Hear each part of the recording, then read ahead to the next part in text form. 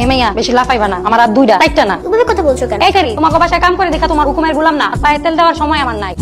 Hello আম্মু, নতুন কাজের মেয়েটা না আমার সাথে ভালোভাবে কথাই বলছে না, কারণ সে তো সারাদিন টিকটক নিয়ে ব্যস্ত। হোয়াট? নুপুর টিকটক করে? হ্যাঁ মা, ওই যে এখন বসে বসে টিকটক করছে। তুমি কিন্তু তাড়াতাড়ি বাসায় এসো। হ্যাঁ ওকে মামুনি। চলুন আজকে দুজনে একসাথে স্যাটারডে ডিনার করব। সরি স্যার, আমি আজকে একটু বের হতে চাচ্ছিলাম। না না সাবির সাহেব, আজকে আপনাকে আমার সাথে যেতে হবে। স্যার, আমি মেয়েটাকে কথা দিয়ে এসেছি, ওর জন্য একটা লাল ঘড়ি নিয়ে যাবো স্যার। আমার চেয়ে আপনার মেয়ের লাল ঘুড়িটা আপনার কাছে বড় হয়ে গেল। আমার পরিবার আর মেয়ে বাদ দিয়ে যদি কোনো অপরচুনিটি আসে সেটা আমি হাসি মুখে ডিনাই করবো sir. What are you mad? মানুষ একটি সুযোগের জন্য বছরের পর বছর অপেক্ষা করে, আর আমি বস হয়ে আপনাকে অফার করছি আর আপনি আমাকে ডিনাই করছেন। আসলে স্যার, সাবির সাহেব, আপনার মতো হাজার হাজার এমপ্লয়ি আমার আছে। আর করলে আমি মানুষের মনের খবর বলে দিতে।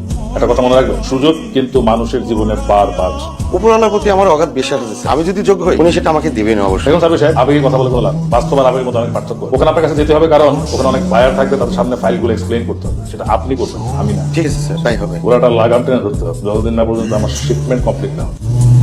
শুধু দিন বাজে কেন?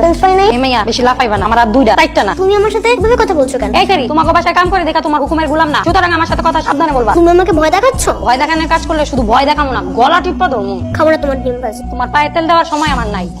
আমার জানে মান কল দিতে।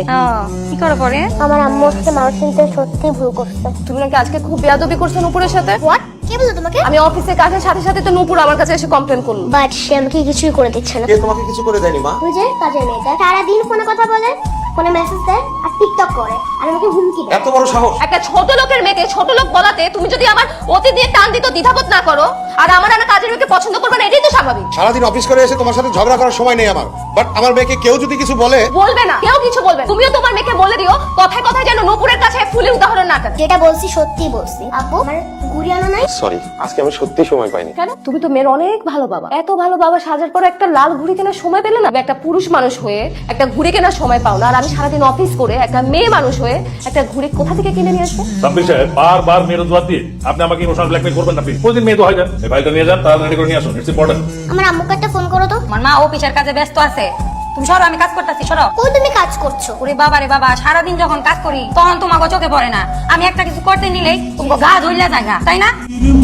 কাজটা দিছে, তার মানে তোমার মা এখন মহা ব্যস্ত। তাহলে আমার বাবাকে একটু ফোন করো না। বাবা রে বাবা, তোমার বাবা তো মহা ব্যস্ত মানুষ, তারে ফোন দিয়ে কি আমি ধমক খামু? আমার না একা একা থাকতে একটু ভালো লাগছে না।